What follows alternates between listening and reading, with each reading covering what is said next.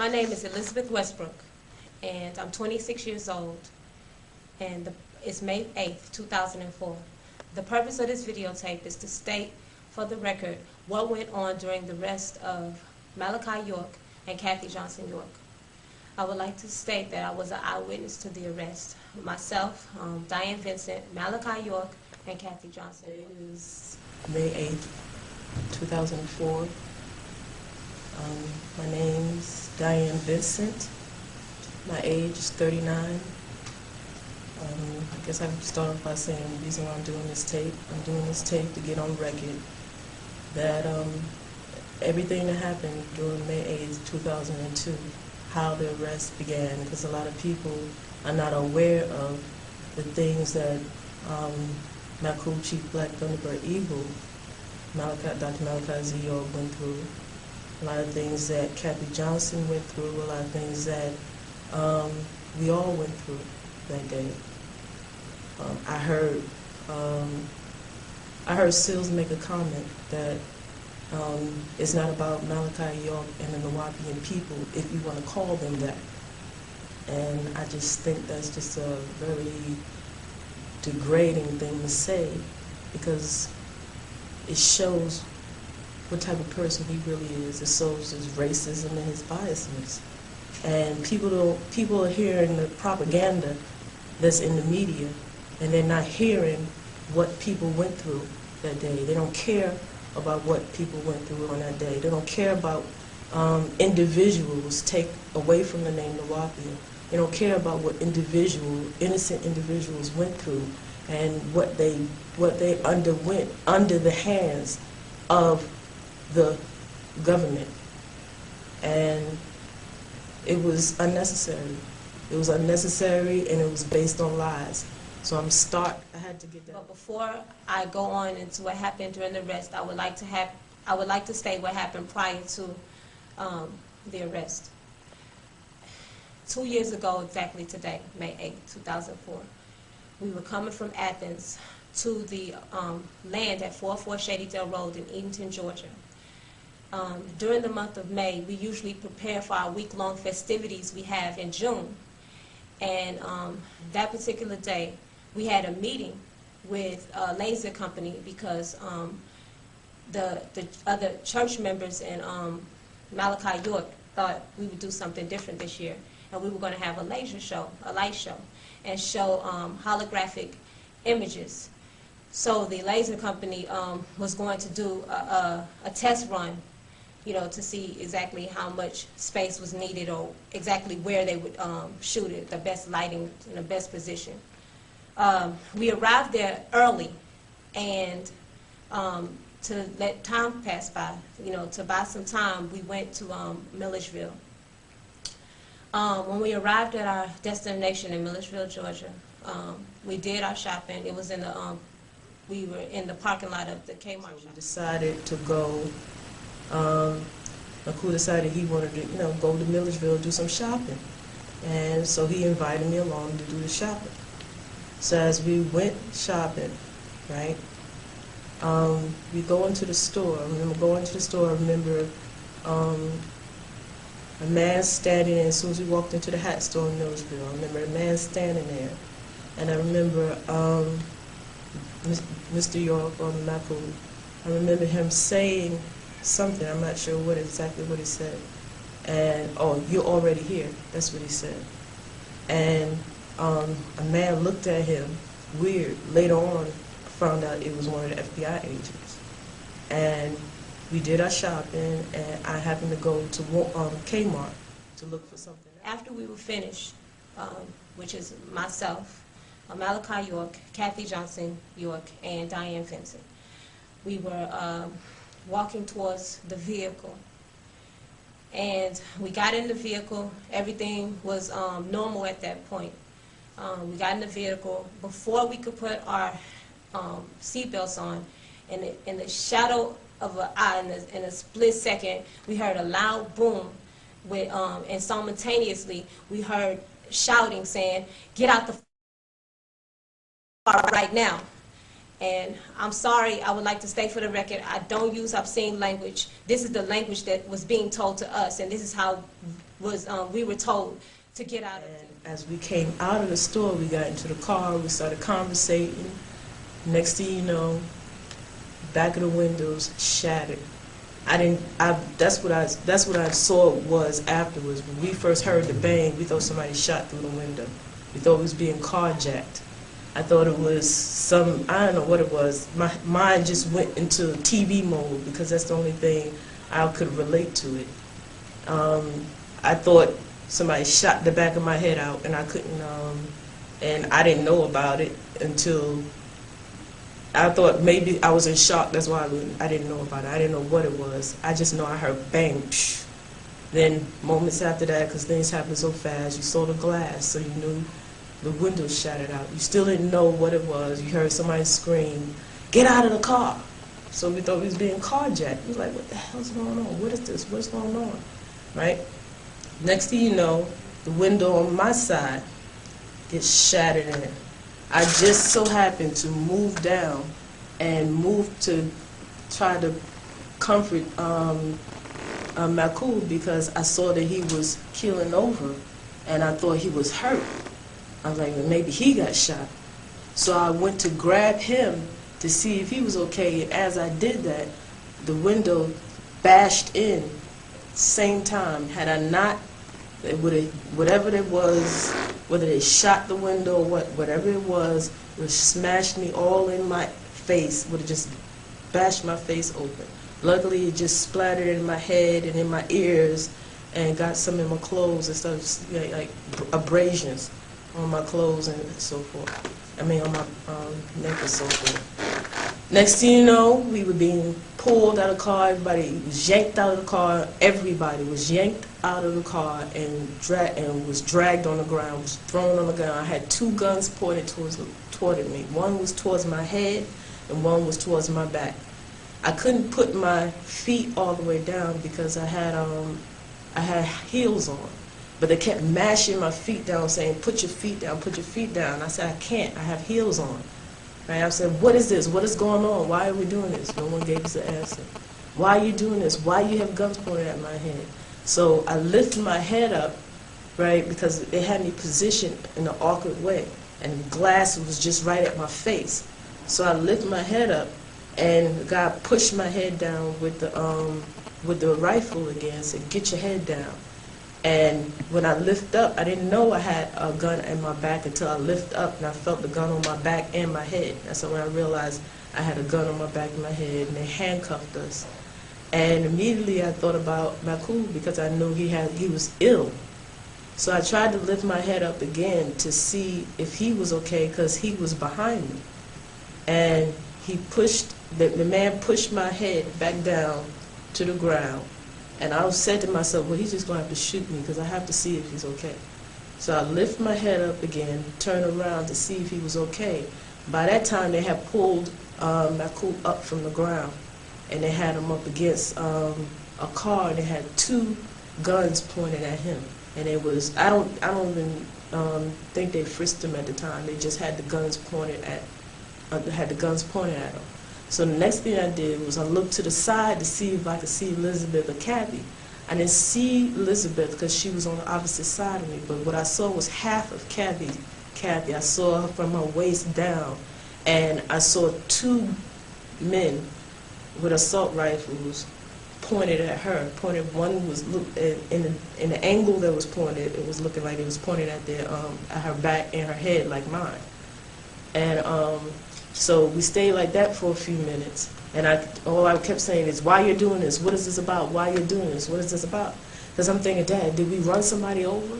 Did we hit somebody and not know it? Did we get into a car accident? What is going on? Somebody comes up to me suddenly or knocks on the side of my window suddenly. Even today, I get a little shell shocked because that's how it came across. While they were shouting at us, glass shattered from the back of the vehicle and the side of the vehicle, and at this point I thought we were being shot at. And I looked towards Doc and I said, get down, get down. I think we're getting carjacked because the people with the guns, they didn't have any marked clothes on, just black clothing. And I couldn't understand what was going on, so I got down And I did like this, you know, so Pop could get down too. And he was like, no, I want to see what's going on. I was like, no, if you're getting shot at, just stay down. Meanwhile, they no longer waited for us to get out the vehicle. They opened the doors for us and began yanking us out of the vehicle. I fell on the ground. At this point, I lost eye contact with Malachi York. I was on the concrete, and it must have been 98 degrees outside that day. I was on the concrete, and I fell a certain way. So the guy began to cock his gun and poke it in my back, telling me to spread my legs and spread my arms. So I could see Kathy Johnson York in front of me, because she too had two guns on her. One pointed to her head and one pointed to her back. And they was just telling her to do the same thing. So while I had my hands and legs in a spread eagle type of manner, the guy began to handcuff me. And I could still hear what was going on the other side of the vehicle. And I heard shouting in the other sister. And I could see Kathy in my peripheral, because she was right in front of me. He handcuffed me, picked me back up. Well, it wasn't like it was a jerk, jerked me up, and then I regained visual contact with Malachi York.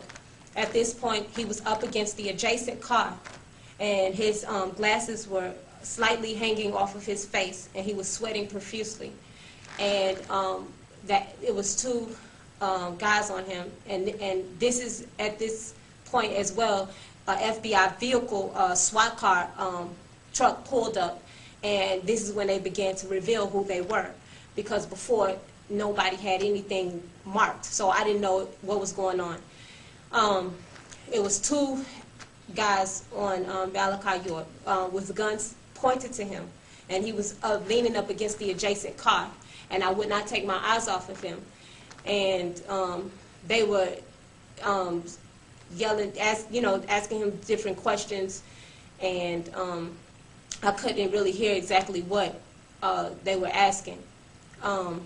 But you could just see he was just shaking his head down like this, and trying to get his glasses pulled on his face as he was being yanked. They pulled me up, and they pulled me away from Dr. York, right? And they moved me to the squad car, past the car to where we are, past the navigator. They moved us past there, and they moved Kathy and Elizabeth on the other side.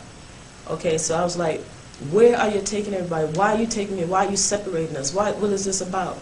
No one said anything. No one let us know who was being arrested. We didn't even know who was being arrested or anything. So that unanswered, all that unanswered went on. So I started to say, after I was able to see my coup where I was standing, right? So I was trying to see if everybody else was all right. So I said, where's my sisters at? I said, where's Kathy, where's Elizabeth? And one of the officers said, well, you'll see them sooner or later, right? I said, I want to see them now. Where are they? Where are they?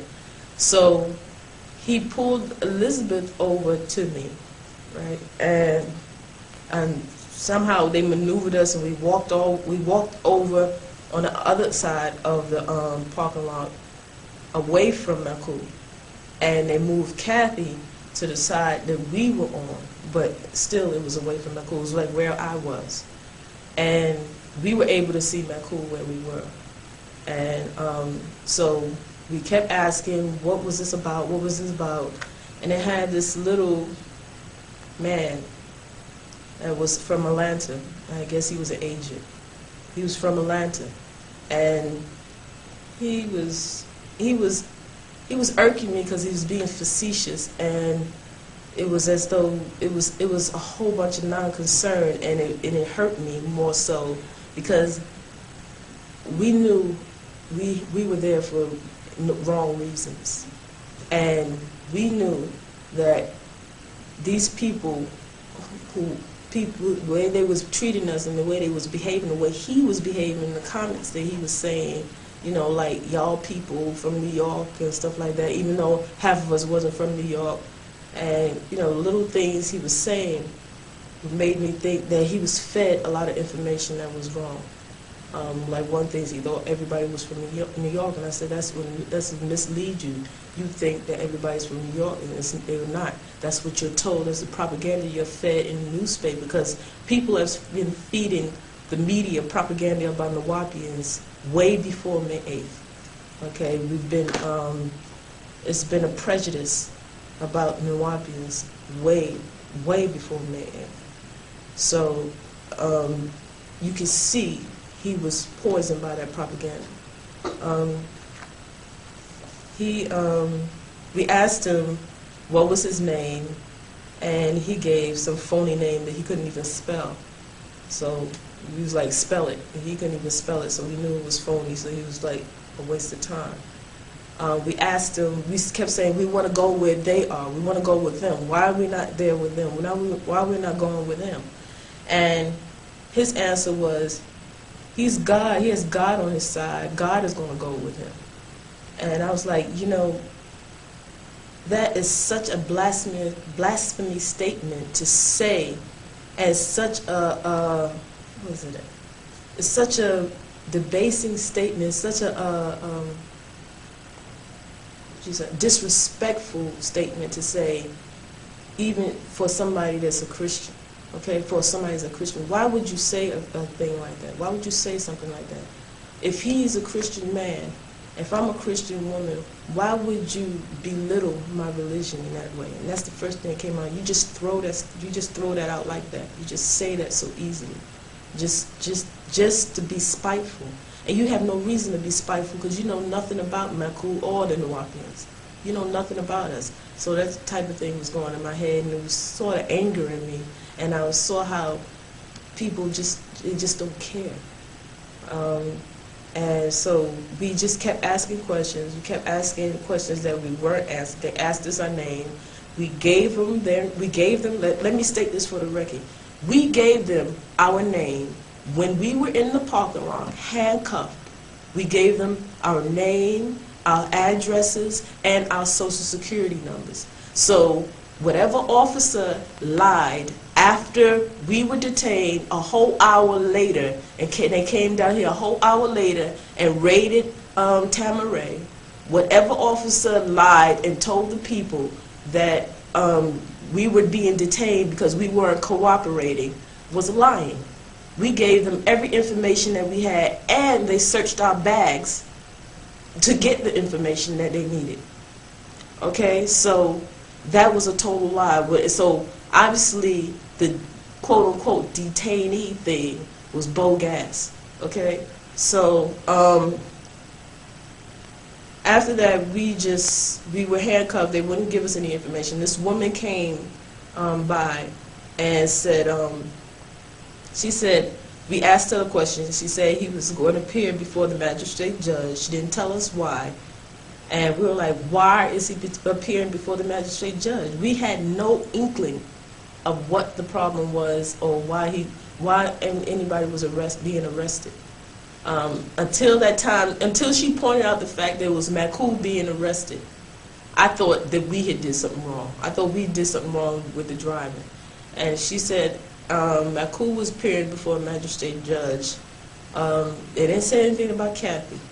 So we said, why I wanna go with him. She said, no, you're not going with him. She said, I'm going with him. He'll be saved. You can trust me. I'm going with him. I said, trust you? I said, you just yanked me out of my car, bashed the windows in, yanked me out of my car, and threw me down on the floor, had guns loaded and pointed to my head for nothing, and I'm supposed to trust you? And she kept saying, well, he's going with me. And so we asked her what's her name. She said something like Lottie or Ronnie. They took Kathy Johnson York to a separate vehicle away from us. And they took myself and Diane Vincent to another area, and they pulled Malachi York in front of the vehicle on the side where I was originally standing. So we still had visual contact with him. They stripped him of his jewelry, his cross that he wears. They stripped him of his cross that he wears. They took his items out of his pocket. They began searching the vehicle to look for weapons after they already had pointed guns at us as if we, we had anything. They found no weapons in the vehicle. Glass was everywhere. The sister Diane Vincent that was with me, we were standing there still in handcuffs. The handcuffs were very tight around our wrist.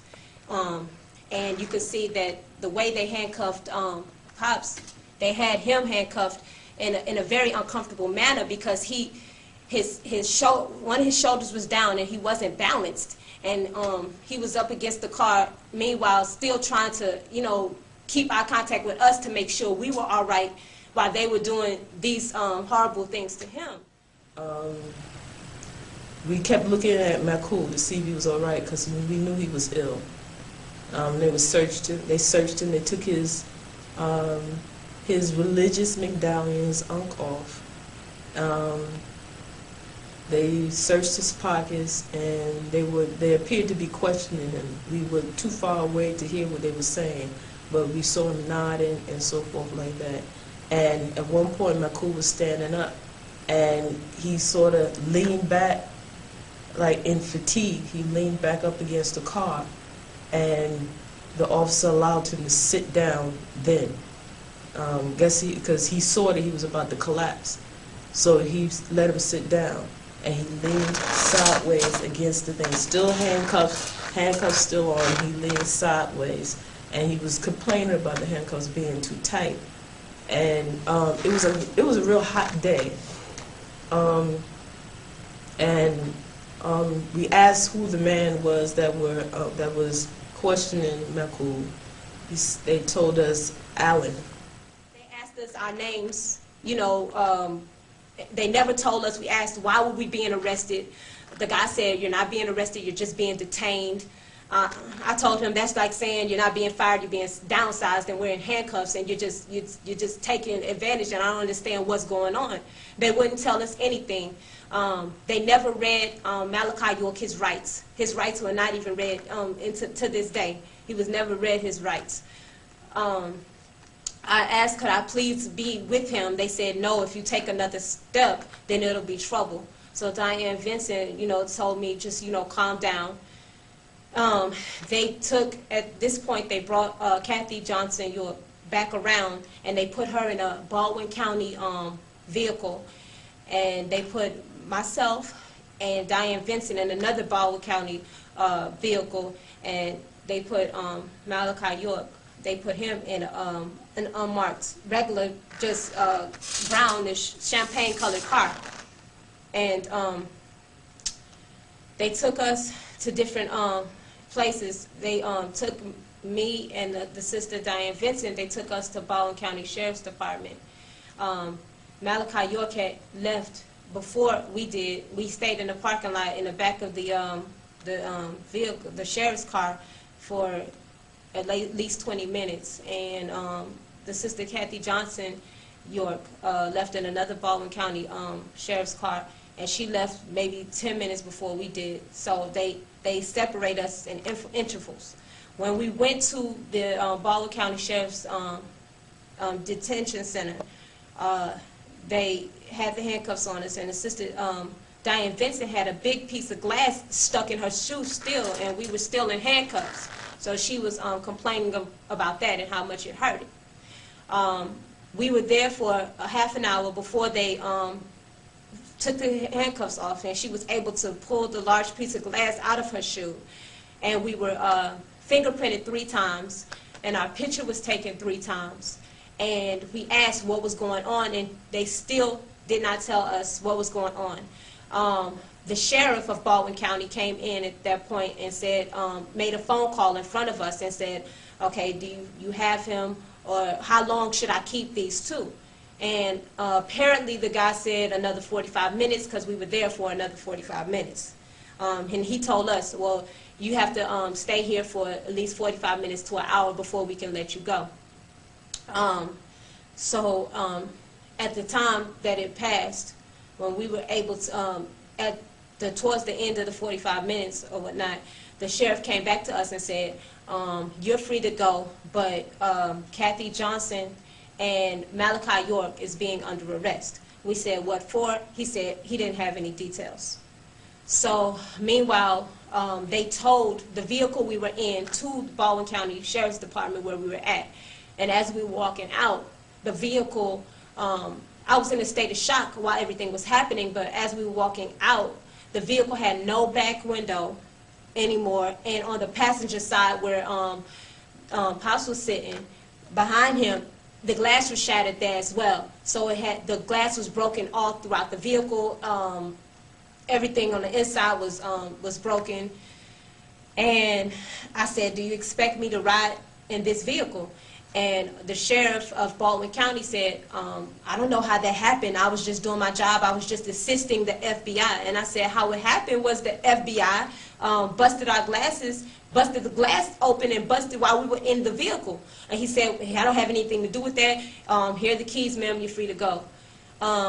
Meanwhile, I'm shaking profusely. I'm shaking, and I don't know what to do. So I was like, okay, all we could do is go back to the land at 404 Shadydale Road and let them know what happened, you know, because we were scared. We didn't have Doc with us or nothing like that. So on our way back to the land, we were being followed, and before we could get to the land, it was a roadblock at the fork of the road, and they said no one can come past this point. So now I'm really going out of my mind because I don't know what's going on and what's happening. And then I saw some members at Ingalls. We had to turn around and drive back, and they let me know that while, you know, we were going through what we were going through, the land was being raided at 404. And I was like, raided? It was like, yeah, there's a whole bunch of FBI agents and cops up there. And I'm like, my daughter is there. Milledgeville is like, her kids are there, you know. So we didn't know what was going on, what was happening. And we weren't able, they didn't clear the roadblock until very late, very late. So we were kept, you know, in the dark for a long while. That's what transpired May 8th during the arrest at that point.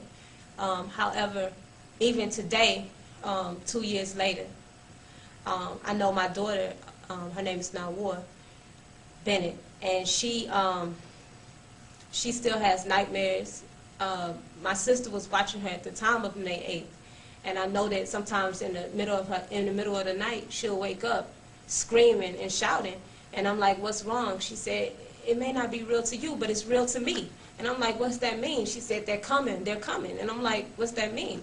And she was 3 years old. She's 5 now. She was 3 years old at the time that this all happened, and she remembers it like it was yesterday. She looks at law enforcement different. She thinks they're enemies. Anybody she sees in a uniform and a gun, she feels that, you know, that they're coming after her. Every time a helicopter flies over our land, she runs in the house scared. Her and the other children even had a game that they had called Helicopters. So they pretend they was helicopters and they run in the house and run for cover. Now, my daughter is 5 years old, keep in mind, 5 years old, and she runs it and replays it in her mind as if, you know, it happened yesterday, when she has dreams that reoccurs on a daily basis. And this is what, you know, we as parents have to deal with. We have to deal with the raid on May 8th, the arrest. Now I wasn't with her at that time. She doesn't, you know, if you even mention the word FBI, she thinks that she's going, you know, that she's going to die. And that's exactly, you know, what she's dealing with. This is what's happening now. Today is, what, 2 years ago exactly today. And in my heart, I feel like I died that day in May. When I wake up, I feel I'm waking up into a nightmare. When I go to sleep, you know, Pops is free in my dreams. So I feel that's the real reality to me. And right now is the nightmare. until this whole thing is over. Malachi Z York is innocent. New evidence has transpired. They're trying to block all of this. He is innocent of all these charges. He should never be in jail. He should have never had to go through this. Nobody should ever have to go through this. And nobody's looking at the fact of what's happening to us or what this 2 years have done to us. This is not a 2-hour movie that could be over and you know, in a matter of this is happening to us on a daily basis. This is real, and he continues to suffer, you know, to this day, off a bunch of lies and a plot that was set up by his son, Jacob York. And I you know, can't wait till he's free and the day that he's exonerated of all this mess, him and Miss Kathy Johnson York. Then we told them that we had our bags in a car. They switched our handcuffs, okay, because the first people that had our handcuffs on, that put handcuffs on us, they came to get their handcuffs. So the man from Atlanta switched his handcuffs with them, and he put his handcuffs on us. We told them that we needed to get our bags. We asked them what we were waiting on, and they told us that Baldwin County was going to, they was waiting on Baldwin County Sheriff's Department. A lieutenant came in, and right now I can't recall the lieutenant's name, but the lieutenant came in, right, excuse me, and we switched handcuffs again, and this time we told them again we wanted to get our belongings, so they walked us one by one to the car, right, and I kept my eyes on Makul because I knew that he was ill. I mean, you could see it. He tried to act like he was strong, but you could see he was ill. We walked and got the car. We saw them take his belongings out of his pockets and so forth and put them in a bag. Well, it was already out of his pockets. It was on the seat, and they was taking them from the seat and putting them in plastic bags, putting them in these plastic bags. Then they walked us back, and they started to get ready to put us in a squad car. And we said, we don't want to leave yet. We want to leave with him. They said, well, you can't go with him. He's not going the same place. We said, well, we don't want to leave until he leaves. And the lieutenant told us we had to get in a squad car. So at first I wasn't budging. And a whole bunch of things were running through my head. I'm like, why is this happening? You're not going to get me in this car. You're not going to take him and do something to him because we already know how you feel about him. Well, I hesitated, and he told me, you don't want to do this. And what went in my head was what the other man that handcuffed us the second time said, was that if we showed any kind of resistance, they would beat us down and shoot us. So I got into the vehicle, and plus I didn't see it as any benefit to be resistant and give them a reason to harm Makul. So I just I went into the vehicle, and the puppy hair infested vehicle, and I just kept my eyes on Makul. Then they brought Elizebeth in, and they drove us. They played like musical cars with us. They kept changing us like 3 times, the 3 different squad cars. They put Makul in a champagne color, beige or champagne color squad car. They switched Kathy into about 2 different SWAT cars. We assumed Kathy was coming to Baldwin County with us because they told us we were going to Baldwin County. Why, if we were being detained, I don't understand why we had to go to Baldwin County. If we were being detained, and if we were being detained, then we should have been detained in that parking lot until they decided they wanted to drive Naku off. But for some reason, they felt that they had to take us as detainees to Baldwin County, have us sit there for half an hour or more with handcuffs on while they booked other people. These people they booked, people were there that they booked. They fingerprinted them, took their ID, and took pictures of them. Those are the people they booked. Now, me and Elizabeth and I, as detainees, they fingerprinted us, took pictures of us, but we were detainees. We weren't, quote unquote, booked, as they say. We sat there, like I said, we sat there for a half an hour trying to figure out where's everybody, where's Kathy. We didn't see Kathy. They already said they was taking Maku to Macon. We finally got that answer when we was in a last squad car, and a woman came to search our bags, and we said, please, can you tell us where he's going? And that's when she said he is going to Macon and he's going to appear before a magistrate judge.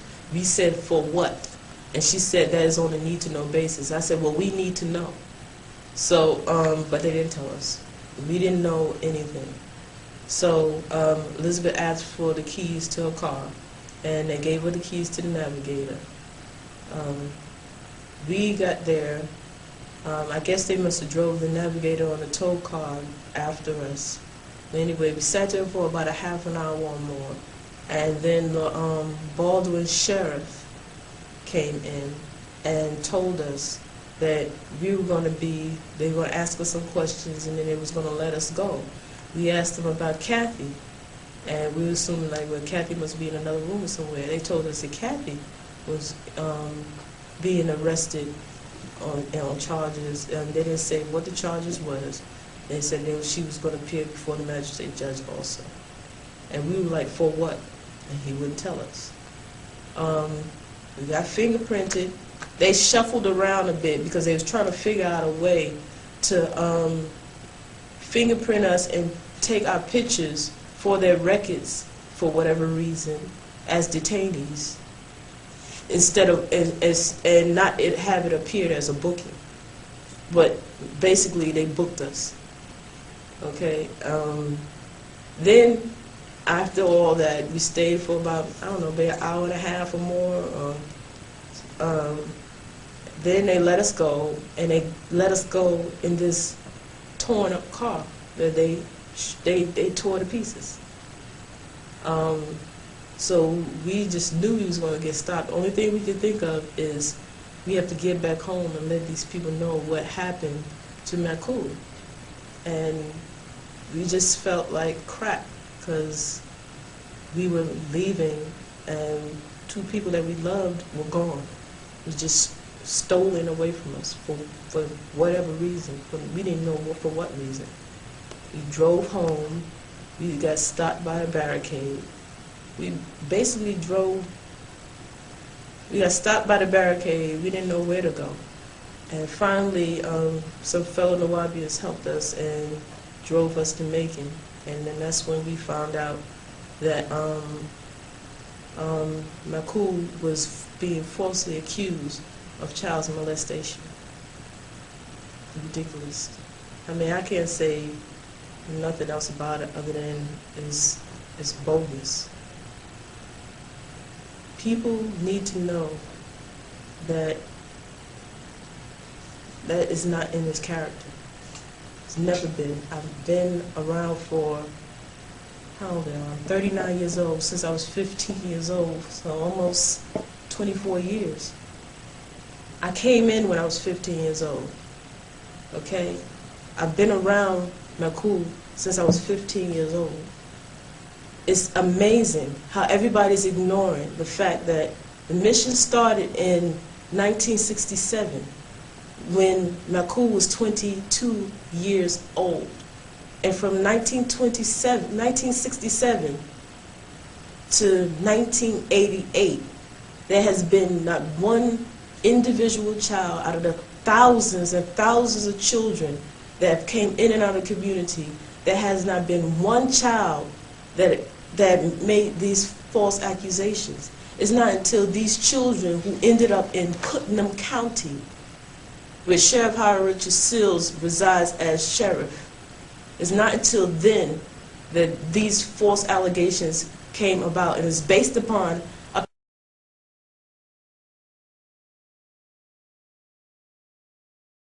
period of time, predominantly from in Shadydale, in Shadydale Road, Putnam County. Not necessarily they had to bring it back to New York in order to make a case. But it's based upon children that are here. It's odd that in his prime none of this happened. But when a man is almost 50 years old and over 50, he all of a sudden acquires this whatever that people saying that he all of a sudden starts allegedly molesting children. It doesn't make sense. Nobody is putting these two together. I was 15 years old, and he never approached me in any other way than other than respectful.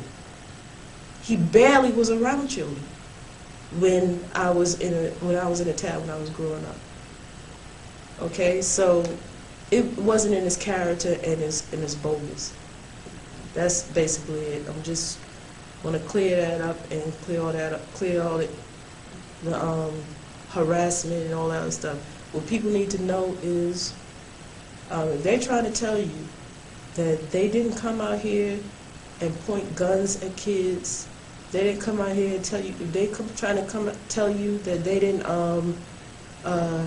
abuse their force when they arrested Malcool. They're now lying, because they did. It was totally unnecessary what they did, and people are not seeing what these children went through. They're not seeing what adults went through. Everybody's talking about these liars who are now coming. Well, some of them said nothing ever happened, but they're being ignored anyway. But others who were forced to lie. Everybody's talking about the propaganda with them, but then nobody is talking about the innocent people that were unnecessary fingerprinted and photographed, violated. None of these things are becoming an issue, and that's an issue that needs to be brought forth to the public. That's it, because I can talk forever.